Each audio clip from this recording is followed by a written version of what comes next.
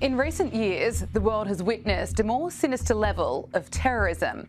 Islamic State is one of the most notorious organisations and has consistently posed a significant threat. As global attention turned to other conflicts, the United States' withdrawal from Afghanistan has inadvertently provided ISIS with an opportunity to regain strength and re-establish its presence. The recent devastating attack in Moscow serves as a grim reminder of the group's enduring menace. There's no doubt amongst security officials around the world the threat of ISIS has returned.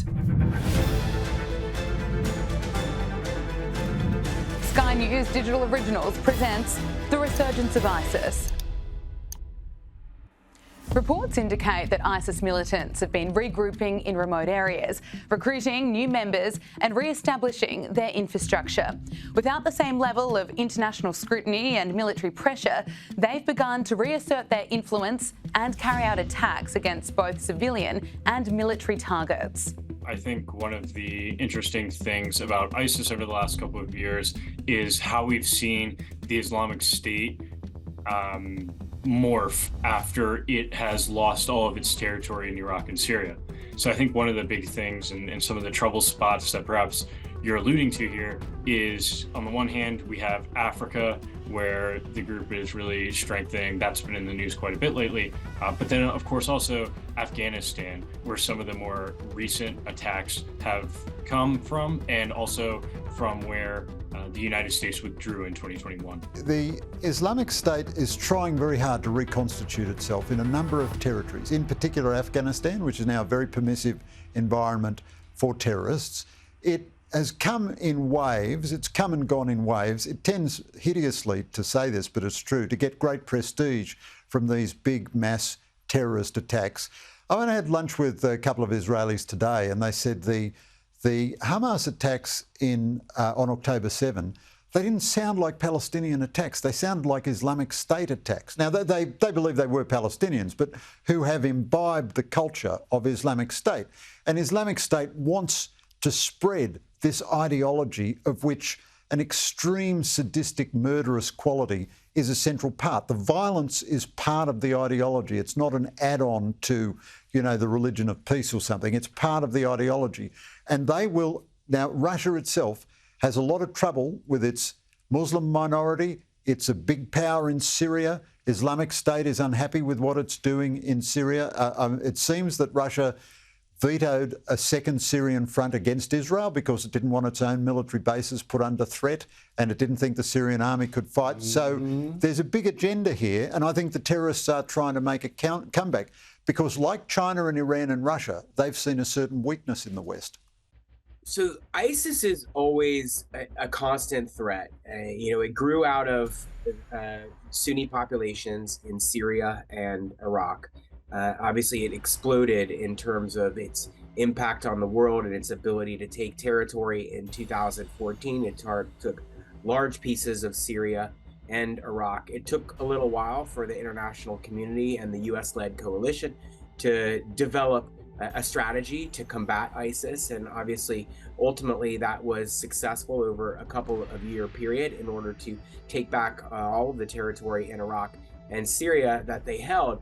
But they remain in Iraq and Syria, notably, especially in the areas that are ungoverned. In Iraq, for instance, there are areas that are disputed territories between the Iraq and the Kurdistan region, and those are areas where there tend to be some ISIS remnants. Similarly, in Syria, in the uncontrolled areas in northern Syria, there are some remnants of ISIS. But what ISIS did, because of the full frontal assault that it faced in Iraq and Syria, is it metastasized to other places where it could be safer. It was harder for the US-led coalition to reach them. So Africa is one place where ISIS has had some success in growing and in recruiting fighters.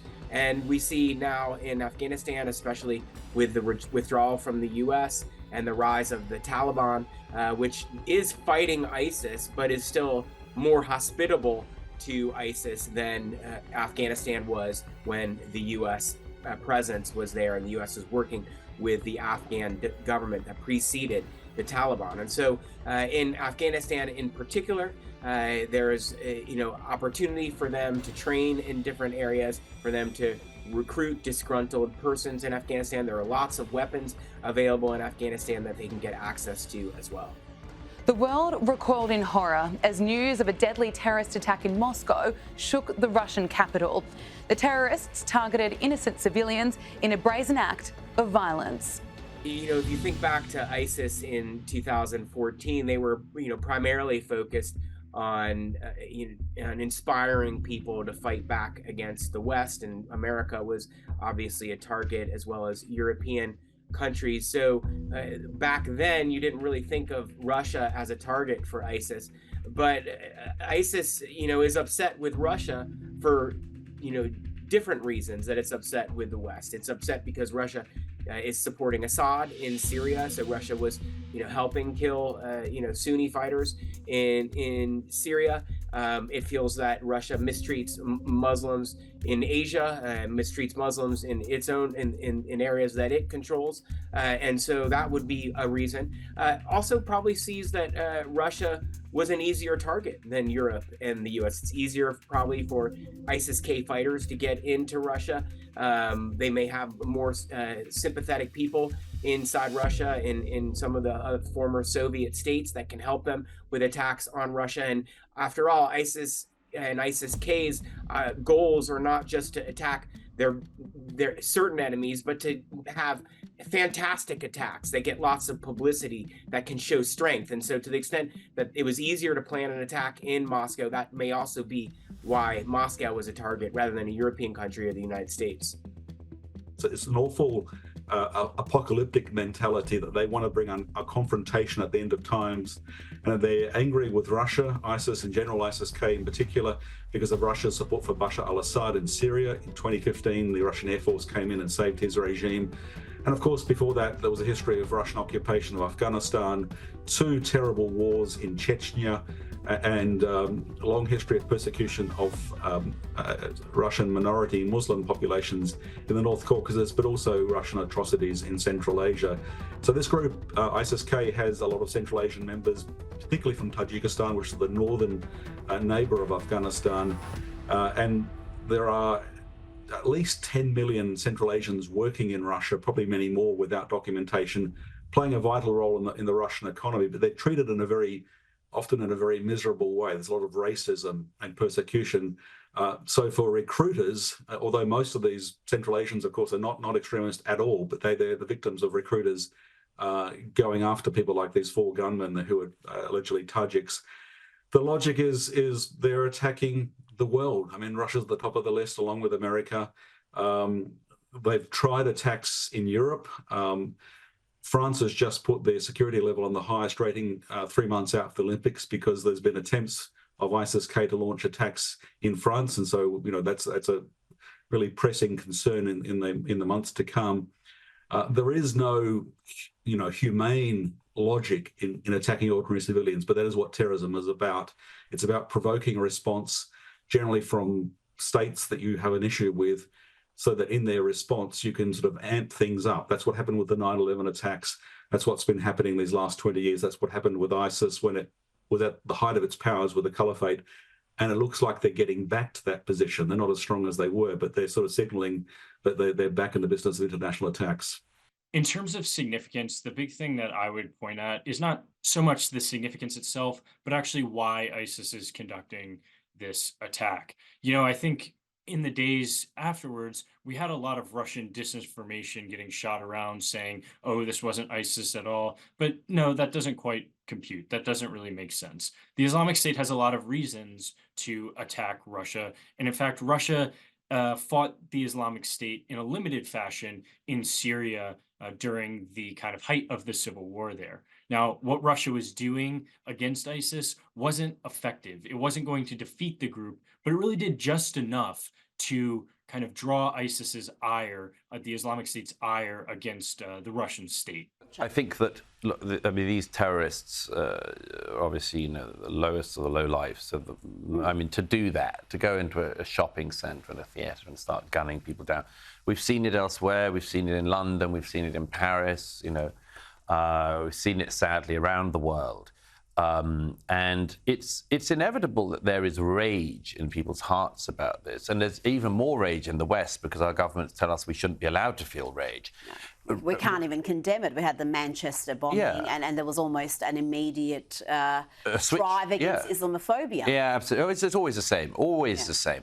But you know, the thing is, there is, when somebody does something, when a group of people do something like ISIS appear to have done in Moscow, of course, there's a sort of feeling of vengefulness and revenge. Now, in the West, we would hope that we would prosecute that revenge as carefully as possible, and that it would be legal, that it would go through the law courts if the people are captured alive.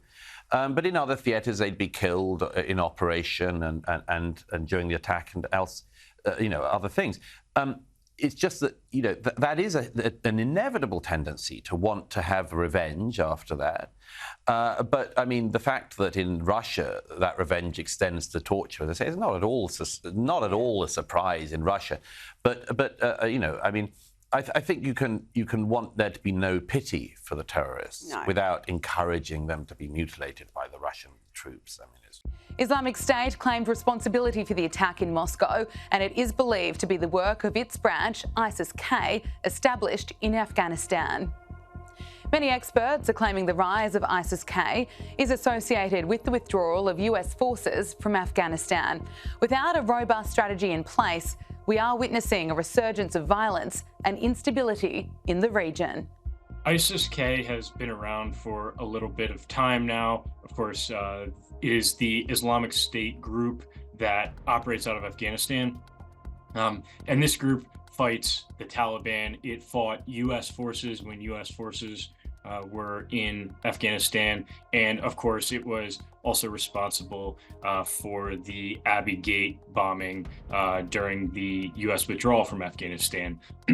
Now, this group is one of the groups most focused on external attacks within the Islamic State network right now, which I think is really important in the context of everything we've seen over the last couple months. The speculation is this ISIS Khorasan province, which is to say the region of Afghanistan, but also of Central Asia and eastern Iran, or is it organized by ISIS in the Caucasus, the North Caucasus in Russia? And those details are not clear. But the threat that's been posed over the last 2 years across Russia and Europe, often involving Central Asian members of ISIS Khorasan, ISK, that's been the main threat for external attacks by ISIS. So the assumption is this was ISIS Khorasan, even if the central leadership wants to downplay that aspect and just emphasize that ISIS is back in the game of international attacks. And yeah, it's a shocking attack. Talking about, Evans reporting for the Wall Street Journal, he was reminding us that ordinary Russians are leading ordinary lives, people just like us. These are the victims of these sort of terrorist attacks. We'll talk separately about Vladimir Putin and his awful regime, but these were ordinary people on a Friday night going to listen to a classic rock concert in a crowded auditorium, a big place, 6,500 people, when 4 men came in with assault rifles and opened fire in a cold-blooded fashion, killing and maiming as many as they could, and then setting fire to the building, which of course then collapsed, killing more. With the threat of Islamic State offshoots intensifying, people are understandably fearful. I think we need to, increase our vigilance as a result of these recent attacks. And while the Moscow attack was covered all over the world, it's not, the first attack of this year. There have been a number of attacks by ISIS and ISIS-K over the last year or two. And so we know that, but they would obviously very much like to have another big impact attack. And if it could be, a big event like the Olympics, that's all the more, that's all the more a victory for them. But it's hard for them, obviously, to attack in an event like the Olympics because there will be high security, a lot of intelligence, a lot of monitoring. So I think we can, feel safe going to events like the Olympics. We can feel safe going on vacations. These are still limited, unusual, anomaly type events. I think that one of the big trends that is really important in this context, as we're talking about the Islamic State, there's a couple. So the first is the risk of external attacks. That one's really obvious. We're seeing that. But I want to put particular emphasis on external attacks in places like Turkey. So in northwestern Syria, there's still small Islamic State cells seeking to conduct external attacks.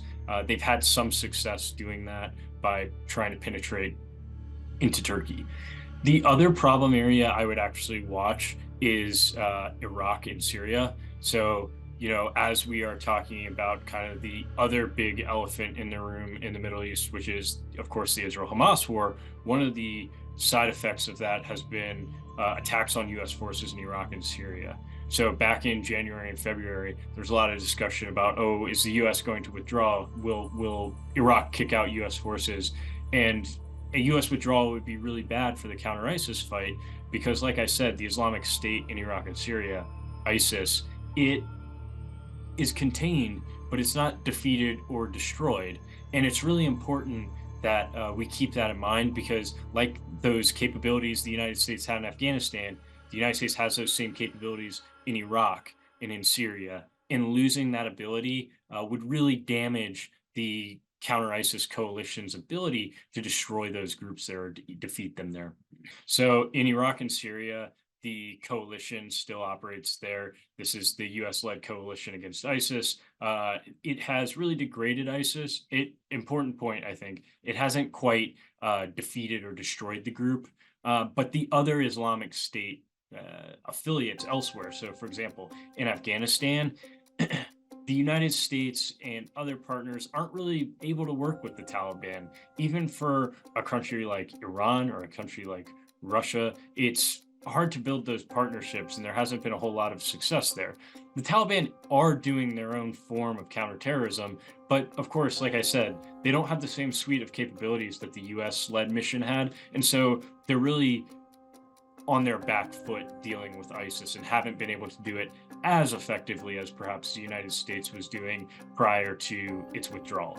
I think the important thing to focus on here is the suite of capabilities that the United States was able to apply against the Islamic State in Afghanistan. So, the United States was able to turn its counterterrorism forces against ISIS and really go after its networks in Afghanistan on the ground, doing raids to kill and capture senior leaders. They're not really able to do this anymore, obviously, because there are no U.S. bases in Afghanistan. So while the United States still has a very significant signals capability and intelligence capability in the skies above Afghanistan, it lacks that on-the-ground capability that it really needs to knock out some of these cells. I think it's notable in the context of signals intelligence that the United States did give warning to Iran before the attack in January that ISIS-K probably conducted, as well as the attack in Russia. Both countries were warned. Both countries didn't really take action when they heard those warnings. As nations grapple with the evolving threat landscape, there's a growing consensus that concerted international action is needed to combat the resurgence of ISIS. Whether it's through intelligence sharing, diplomatic initiatives, or targeted military operations, the global community must remain vigilant and resolute in its efforts to dismantle terrorist networks and safeguard the lives of innocent civilians. Without that, it's not yet known what ISIS could be capable of.